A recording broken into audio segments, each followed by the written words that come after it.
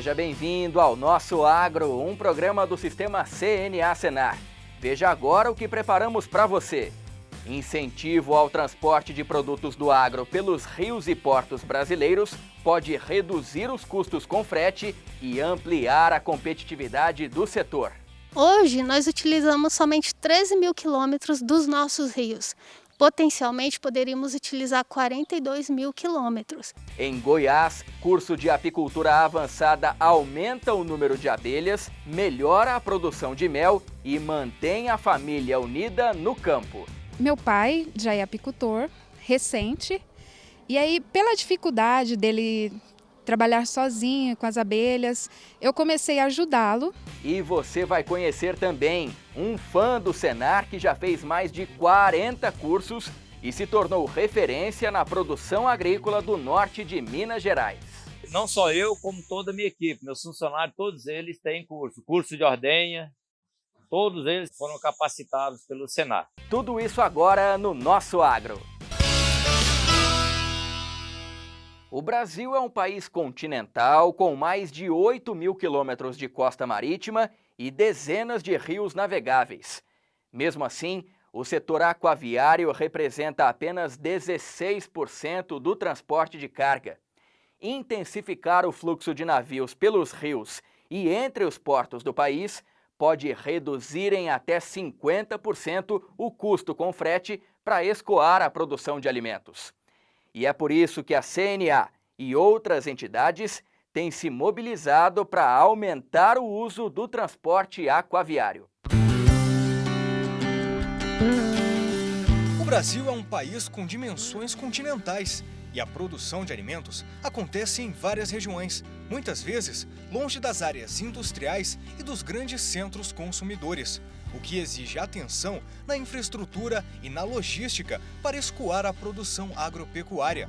No país, 66% dos transportes de cargas é feito pelas rodovias, 18% pelas ferrovias e 16% passa pelo sistema aquaviário, que surge como uma boa opção para movimentar o que é produzido no campo, trazendo uma série de benefícios. Atualmente no país, os grãos, especialmente soja e milho, são os principais produtos escoados pelas hidrovias, saindo dos estados do Mato Grosso, Minas Gerais e Mato Grosso do Sul, em direção aos portos do Sudeste e do Norte, com destino ao mercado nacional e também internacional. Para mostrar o diferencial do transporte aquaviário, vamos fazer uma comparação. Um comboio pelo rio consegue transportar 6 mil toneladas de carga, o que equivale a 86 vagões de trem que carregam 70 toneladas cada um, ou 172 carretas na estrada, que suportam 35 toneladas por veículo. O país possui 8 mil quilômetros de costa e 12 bacias hidrográficas, onde se encontram alguns dos rios navegáveis para o transporte de carga. A integração entre os diferentes modais é fundamental para que os produtos saiam da fazenda e cheguem ao destino no Brasil ou no exterior. Mas todas as etapas ainda encontram muitos gargalos. Se comparado aos Estados Unidos, o custo logístico entre a propriedade rural e o porto é 3 vezes maior no Brasil. Uma das alternativas para resolver a questão e promover a integração dos modais é a concessão de trechos que reúnem todo o trajeto logístico, contemplando rodovia, ferrovia e as hidrovias, trazendo maior dinamismo e economia na hora do escoamento da safra. Defendemos uma tese de se fazer a concessão, não da rodovia, mas se fazer a concessão do corredor logístico. Então nós teríamos uma concessão da BR-364 com a hidrovia ou com o rio Madeira. Nós vamos ter da BR-163 com o rio Tapajós. E isso pode ser passado a outras possibilidades, né? Como por exemplo a do Tietê-Paraná, que poderia ser uma hidroferro. Além de fundamental para as exportações, as hidrovias também são importantes no transporte interno. A cabotagem, que é a navegação entre os portos brasileiros, movimentou em 2018 mais de 231 milhões de toneladas. Com esta operação, é possível, por exemplo, transportar milho do centro-oeste para o nordeste com até metade do valor cobrado no frete se comparado com o sistema rodoviário. Então, fazendo uma simulação, saindo pela BR-364, que fica em Rondônia, ligando ao Rio Madeira, o Rio Amazonas, ou fazendo uma ligação com a BR-163 e o Rio Telespires, esse milho ele chegaria a Fortaleza, a Recife, que são as praças que recebem esse produto, a custo reduzido, entre 47% a 57%, ao invés de se usar na totalidade o modo rodoviário. Hoje, nós utilizamos somente 13 mil quilômetros dos nossos rios. Potencialmente, poderíamos utilizar 42 mil quilômetros. A elaboração de políticas públicas é fundamental para o desenvolvimento do transporte aquaviário, que atualmente recebe uma pequena porcentagem de recursos para investimentos. Uma das iniciativas para melhorar o transporte de cabotagem no país é o projeto de lei 4199 de 2020, conhecido como BR do Mar, que está sendo discutido pelo Congresso Nacional. O programa propõe uma série de mudanças para impulsionar a atividade no país, como renovação da frota de navios, criação de novos portos e a redução da cobrança de impostos do combustível de navegação, modernizando a legislação e o setor. Do momento em que você tem todo esse conjunto sendo trabalhado, de aumentar frota, reduzir custo, mudar a cultura, né, do setor produtivo brasileiro para já fazer o seu planejamento, agregando o modal de cabotagem nos seus custos, isso tudo vai permitir que tenha um maior movimento nos portos. E certamente vai permitir que um terminal portuário destinado só à navegação de cabotagem tenha um funcionamento que lhe torne economicamente viável. Então todo esse conjunto certamente poderá mudar a estrutura de transporte no Brasil. E isso para a agricultura e para todo o setor produtivo brasileiro, para a indústria também, é muito bom, muito bem-vindo. As abelhas têm um importante papel no meio ambiente e na produção de alimentos. Afinal, elas ajudam a polinizar várias espécies de plantas e também na produção de mel e própolis, por exemplo. A atividade tem crescido em todo o país, inclusive na exportação. E o Senar tem ajudado os produtores rurais com a realização de cursos, como esse que vamos acompanhar em Goiás. O mel é um alimento produzido a partir do néctar de diferentes flores. Por isso, é um adoçante natural e traz muitos benefícios para a saúde, devido à composição rica em nutrientes. A criação de abelhas está crescendo e ganha cada vez mais espaço na produção agropecuária. Atividade que tem passado de pai para filho, mantendo a família no campo. Meu pai já é apicultor, recente, e aí pela dificuldade dele trabalhar sozinho com as abelhas, eu comecei a ajudá-lo, né? E nessas visitas ao apiário, eu me apaixonei pelas abelhas. E aí foi onde eu fui buscar mais conhecimento. Para orientar os produtores rurais a melhorar a criação de abelhas, o Senar Goiás organiza o curso de apicultura avançada. As aulas contaram com a presença de 11 alunos, seguindo todas as recomendações de segurança contra a Covid-19. Na parte teórica, os produtores acompanharam técnicas de como melhorar a alimentação dos enxames, por exemplo. E no campo, receberam um conselho importante do instrutor do Senar. O objetivo da gente não é fabricar mel, isso é por conta da abelha. Nós, apicultores, no curso avançado, a gente vai aprender a aumentar o enxame, criar a abelha, fortalecer o enxame. Esse é o objetivo do curso. Os produtores que participaram do curso avançado já haviam feito o curso básico de apicultura. Com a segunda etapa, as aulas passaram a envolver questões mais técnicas para tornar a produção mais eficiente. As abelhas que vinham produzindo 15, 20 quilos de mel por caixa ano vão passar a 40, 60 quilos, com manejo avançado. E os produtores já perceberam a diferença do curso avançado, seja na alimentação das abelhas operárias ou no manejo da rainha. Seleção de rainha, eu comecei por aí. Organização da caixa ninho, onde os quadros velhos eu fui tirando e colocando, fazendo com que ela abrisse espaço, tivesse uns quadros novos e isso fortalecesse ela. Uma alimentação adequada. Quando está chovendo, a gente dá uma alimentação saudável para ela. Parou de chover, naturalmente ela vai caçar fora. O curso de apicultura avançada possibilitou aos alunos ver de perto exemplos de manejo que prejudicam a produtividade das colmeias. As aulas práticas, associadas ao conhecimento teórico, permitem aos apicultores alcançarem os 3 pilares da alta produtividade. O manejo da alta produtividade está calcado em 3 pilares. A troca de cera, a alimentação para fazer o enxame crescer antes da florada e a troca de rainha. Então isso é que faz com que o enxame desenvolva e tenha um resultado melhor. As aulas de apicultura marcaram a volta dos cursos presenciais do Senar Goiás, seguindo as recomendações de saúde. A gente estabeleceu como deveria ser um distanciamento de 2 metros dentro da sala de aula, utilização de máscara obrigatória.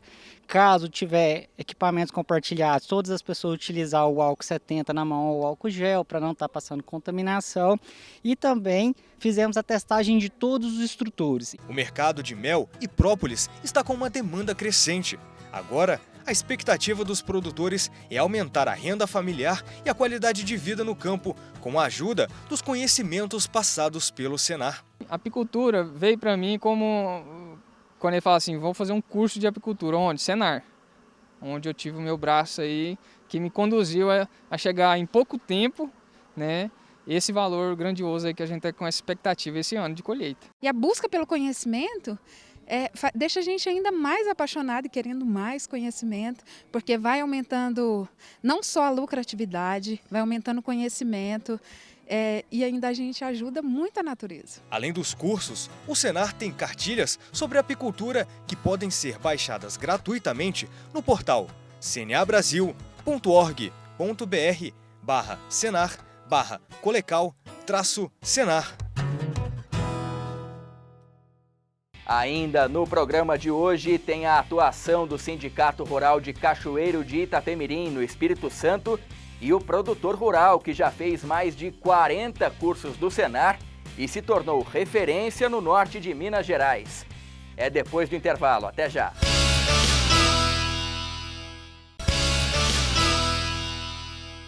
Os sindicatos rurais são muito importantes para o desenvolvimento do agro brasileiro. Em Cachoeiro de Itapemirim, no Espírito Santo, o trabalho é constante para atender os produtores e garantir políticas públicas para o setor. E é um pouco dessa atuação que você vai conhecer. A reportagem foi feita antes da pandemia do novo coronavírus. Por isso, a nossa equipe e os entrevistados não estão utilizando máscara.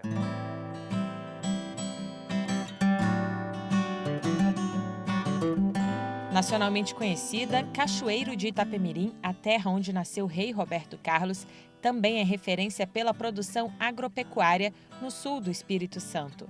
Café e leite, a mistura inseparável que está na mesa dos brasileiros todas as manhãs, são os destaques. A população é de 210 mil habitantes e cerca de 30 mil vivem no campo. E para mostrar o trabalho realizado por agricultores e pecuaristas, o sindicato promove todos os anos a Exposul Rural. A nossa feira Exposul Rural, idealizada pelo Sindicato Rural, mas que encontrou uma grande parceira na Prefeitura Municipal de Cachoeiro de Itapemirim. Uma feira que em 2019 realizou 25 milhões de reais de negócio, mais de 2 mil animais, mais de 300 expositores. Mas este ano, com a pandemia, a Exposul está sendo realizada de forma virtual e dividida em temas. A primeira etapa foi uma palestra em julho. O segundo encontro vai ser realizado no dia 29 de setembro, com foco na gastronomia, para mostrar como o alimento chega à mesa dos brasileiros. Além de participar dos eventos, os produtores associados ao sindicato têm a oportunidade de utilizar serviços de contabilidade, auxílio jurídico e ajuda com a folha de pagamento. Para aqueles que têm dificuldade de deslocamento, a assistência virtual. Hoje um sócio é capaz de se comunicar pelas novas redes. A gente trabalha à distância, fazendo com que o sócio tenha todos os serviços prestados por nós. Os produtores que utilizam os serviços do sindicato têm a segurança de serem atendidos por uma equipe especializada. A gente primeiro faz a contabilidade nossa aqui há mais de 20 anos, né? Isso é bom porque eles têm experiência com o ramo, né? Tipo de funcionário, de salubridade, todo esse tipo de coisa a gente sabe que aqui está bem servido. Como que eu ia fazer tipo essa declaração minha de aposentadoria. Aonde que eu ia me apoiar? Eu teria que pagar particular, um advogado particular, que aqui nós, como sindicalizado, fez tudo gratuito para mim. O trabalho de capacitação dos produtores e trabalhadores rurais é outra prioridade do sindicato. Como a pecuária de corte de leite e o plantio de café são pilares que sustentam a economia local, a ideia é formar cada vez mais gestores para aumentar a produção e desenvolver o município. Nós estamos trabalhando na qualificação do empresário rural para transformá-lo num gestor profissional, ter a sua fazenda como uma empresa de negócios e, ao mesmo tempo, qualificar essa mão de obra para que nós avancemos e consigamos trazer uns resultados positivos para a nossa região. Hoje, na área do leite, a tecnificação é muito grande. Então, você tem os funcionários que não conhecem vários das técnicas, das próprias máquinas hoje para tirar leite, não conhece direito como que ela funciona. Então, você tem que ensinar. Então, o produtor tem que aprender, ele tem que ensinar e, com isso, melhorar a capacidade do funcionário, do colaborador. A produtora de leite Maria Isabel conhece o trabalho do sindicato há bastante tempo. A família faz parte do sindicato há 50 anos. Agora, ela tem a oportunidade de melhorar a administração da propriedade com a assistência técnica e gerencial do Senar. Eu me cadastrei no programa aqui do sindicato, juntamente com a cooperativa Celita. Fico muito feliz que o Senar também vai nos apoiar. E a gente, no campo, tem uma certa dificuldade financeira, porque é baixo a rentabilidade, a gente trabalha com muito esforço. E esse apoio deles, assim, vem na mão direita da gente. Novidades e informações do sindicato podem ser consultadas pela internet no site srcachoeirodeitapemirim.com.br. Reforma tributária, licenciamento ambiental, projeto Campo Futuro e comércio internacional. Destaques do resumo da semana com Francisco Jordão.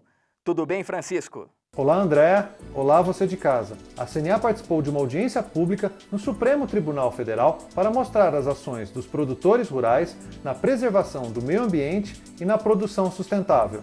A audiência pública foi convocada pelo ministro Luiz Roberto Barroso, que é o relator de uma ação sobre o funcionamento do Fundo Nacional sobre Mudança do Clima e sobre a situação das políticas públicas na questão ambiental. E o Grupo de Trabalho Econômico da CNA debateu os impactos da reforma tributária para o agro. Os participantes também discutiram outros temas, como o imposto sobre a propriedade territorial rural e os convênios do ICMS. Vejam demais, o sistema CNA-Senar atuou para os produtores rurais. Em uma reunião virtual, a Comissão Nacional de Política Agrícola da CNA tratou da redução dos custos cartorários em operações de crédito. E o Senar, a Controladoria Geral da União e o Instituto Maurício de Souza apresentaram o programa Um por Todos e Todos por Um pela Ética e Cidadania, na jornada Bet Educar Online.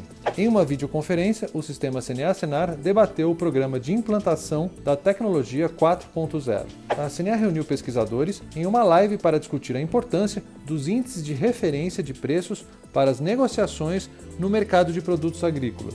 E a Confederação participou de um webinar sobre segurança alimentar promovido pela Associação Brasileira de Relações Internacionais e Governamentais. Com especialistas de diversos países, a CNA participou de um evento promovido pela Bolsa Argentina de Cereais. A Comissão Nacional de Desenvolvimento da Região Norte se reuniu para debater uma série de temas como as linhas de crédito do Fundo Constitucional de Financiamento do Norte. Já a Comissão de Relações do Trabalho e Previdência Social tratou das demandas do setor. O projeto Campo Futuro levantou os custos da produção agropecuária no Paraná, Mato Grosso do Sul e Minas Gerais. Já a CNA e o Centro de Estudos Avançados em Economia Aplicada, o CEPEA, divulgaram que o PIB do agronegócio cresceu 5,26% no primeiro semestre de 2020 em comparação com o mesmo período do ano passado. Essas e outras notícias você acompanha no site CNA Brasil e nas nossas redes sociais. Sabe quando alguém é fã de um cantor, artista ou jogador de futebol? Pois em Minas Gerais, nós fomos conhecer um fã do Senar. É isso mesmo, um verdadeiro entusiasta do trabalho do Serviço Nacional de Aprendizagem Rural, que já fez mais de 40 cursos. e também recebe a assistência técnica e gerencial. Seu Edivaldo está sempre se capacitando e acaba envolvendo toda a família. Essa reportagem foi realizada antes da pandemia do novo coronavírus e da obrigatoriedade do uso de máscara. A fazenda Vista Alegre, localizada no município de Manga, no extremo norte de Minas Gerais, tem a produção bastante diversificada, seja na agricultura, na criação de bovinos e suínos, na apicultura e na produção de lácteos. O Senar tem influência direta no trabalho de toda a propriedade. O produtor Edivaldo Lopo fez o primeiro curso em meados dos anos 1990 e não parou mais. Olha, só eu não sei falar com precisão não, mas na minha imaginação já tem mais de, vou colocar aqui por baixo, 40 cursos pelo Senar. Eu tenho o primeiro curso, fez acho que em 95 ou foi 96. Foi gerenciamento de administração rural com o professor Jacinto. O entusiasmo do seu Edivaldo foi tão grande que a busca por capacitação se espalhou pelos funcionários e por toda a família. Todos da família já fez. Marta já fez. Quantos, Marta? Eu fiz 3. Marta fez 3 cursos, fez menos. Aí fez... Carol fez também. Carol fez, João Vitor já fez uns 10. João Vitor deve ter feito uns 10 cursos por aí. Acredito que na família aqui já fez aí em torno de uns 50 cursos. Para melhorar a criação dos bovinos, o produtor aprendeu que uma boa alimentação está na base do bem-estar animal. Por isso, melhorou a qualidade do pasto na fazenda.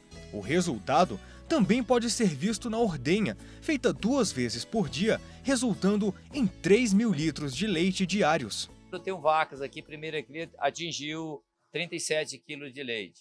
Por isso, eu já estou contando que elas vão ultrapassar os 40 quilos, talvez chegar a 50. Toda essa tecnologia nós aprendemos através dos cursos do Senar. Meus funcionários, todos eles têm curso de ordenha, todos eles foram capacitados pelo Senar. Da ordenha para o laticínio da fazenda e com o auxílio do curso de produção de leite e derivados do Senar. A estrutura conta com a capacidade de produção de 10.000 litros por dia. Nós temos aqui as envasadoras de leite, envasadoras de iogurte, batedeira para manteiga, as iogurteiras, tanques para os queijos, enfim. Nós temos uma estrutura montada. Os cursos oferecidos são resultado do contato direto com os produtores feitos pelo Senar e pelo Sindicato Rural. A gente procura os produtores nas comunidades, nas propriedades dele, desenvolve esse trabalho. Há uma grande participação dos produtores para com o sindicato também, onde isso facilita essa troca de informações e que isso vai definir os custos que serão ministrados nas propriedades ou nas comunidades rurais. O nosso foco tem que ser cada vez mais de profissionalização, de gerenciamento, de quebrar paradigmas, de fazer com que o produtor entenda que sua propriedade é uma empresa rural. Além do apoio dos cursos, a propriedade também recebe assistência técnica e gerencial em piscicultura. Com o suporte do Senar, a produção de peixes aumentou em 30% desde junho do ano passado. Hoje a gente trabalha com um sistema intensivo, né? Hoje nós temos o peixe, a tilápia, nós temos o tambaqui, nós temos o pintado real e a caixara. A gente faz o levantamento de receitas e despesas, né, da fazenda e esse controle é todo feito para minimizar os custos do produtor. A gente vem fazendo controle de insumos, né, vem fazendo controle de ração, controle de manejo de qualidade de água. A sustentabilidade também é um ponto forte da Fazenda Vista Alegre. Tratamento de água e esgoto, captação de energia fotovoltaica, biodigestores que transformam dejetos de bovinos e suínos em gás para a cozinha. São exemplos do cuidado do produtor. Tudo que eu vou fazer aqui, eu tenho uma preocupação de não ter uma agressão maior ao meio ambiente. Outro diferencial da Fazenda Vista Alegre é a oportunidade de poder trabalhar em família. Isso para mim é uma bênção. Ter os filhos, né, com a gente, trabalhando com a gente, isso é bom demais.